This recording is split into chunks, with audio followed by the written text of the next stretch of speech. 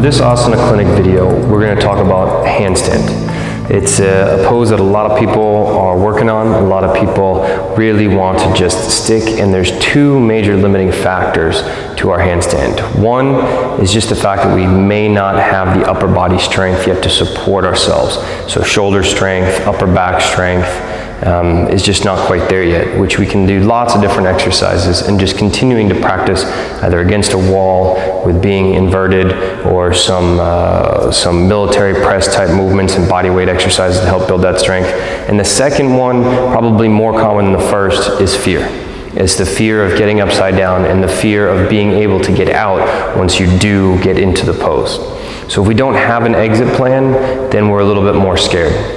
So the first thing we want to do is we want to establish what that exit plan is and some techniques or practices for the exit plan so that once we get up there, if we do start to lose our balance, we're more confident, more comfortable as to how we exit, and we can continue to practice.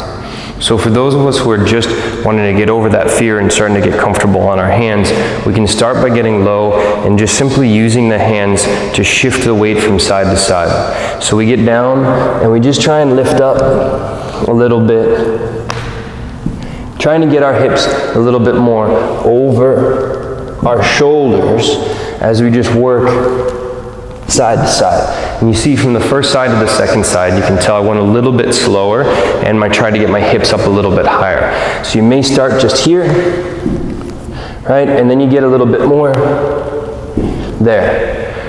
So once you start to get comfortable with that, then we can take it like a kid when you were younger, just like a kid just kind of going through a cartwheel, right? You just step one foot forward, and it may start with a little bit of a half cartwheel. Kind of put your hands down and windmill across. You should go with both feet, hands down. See, I kind of did a little bit of a half there. We can go more, kicking the legs a little bit higher. Swung myself right out. Okay, and then we go back. And a little bit higher. All right, so just starting to get comfortable on our hands.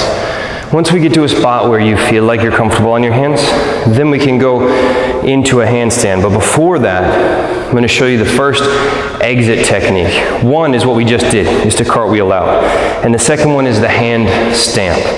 Okay, so the first one, once you get up, if you feel like you're losing your balance, you kind of combine this hand stamp with a cartwheel. So as you're coming up, if you go too far, there's a cartwheel out, right? So I didn't kick quite far enough. But let's say I kick up and I need to come out, then I cartwheel.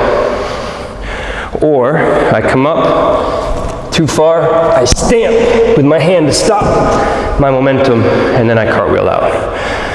Okay, so that's the technique here, is knowing that you don't have to tuck and roll, right? That may not be the most favorable condition, especially in class if there's somebody right in front of you, or if you're practicing this over a hard surface. To tuck and roll, if you don't get a good bend to the elbows, you may land a little bit harder on your back. So the better option here, the better solution, would be to practice your hand stamp and cartwheeling out. And that's why we start with the cartwheel, so we just get more comfortable with that. Right? I come up, I kick too far, okay, oh, didn't go quite far enough.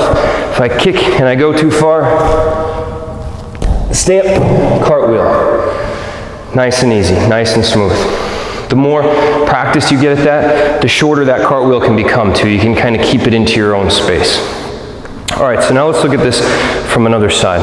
Coming up for our handstand, I'm going to kick with my right leg, I'm going to leave my left leg back. You're going to end up roughly in about an L shape.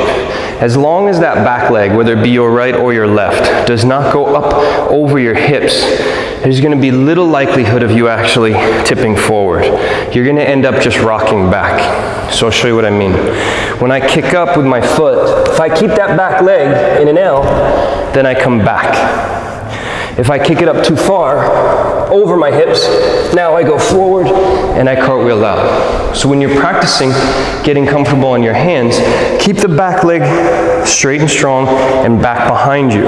It's going to keep the big muscles of your body, the legs back lower than the center of gravity behind you, and it's going to rock you back, and you can start to get comfortable with just rocking up and then rocking back. So you plant the hands, kick, leg stays behind, and we come back down.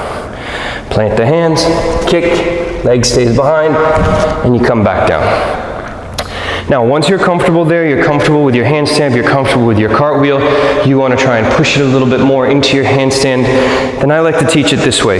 Once you kick up, you're going to take the dragging leg, whatever the lagging leg is, whether it be the right or the left, and after you kick, you're going to use that standing leg as your propulsion first and foremost. And then you're going to hug your heel in towards your glutes so that you don't leave the leg hanging back there, because it's more likely to pull you back down. So instead, we're going to use that standing leg. In this case, I'm going to use my left.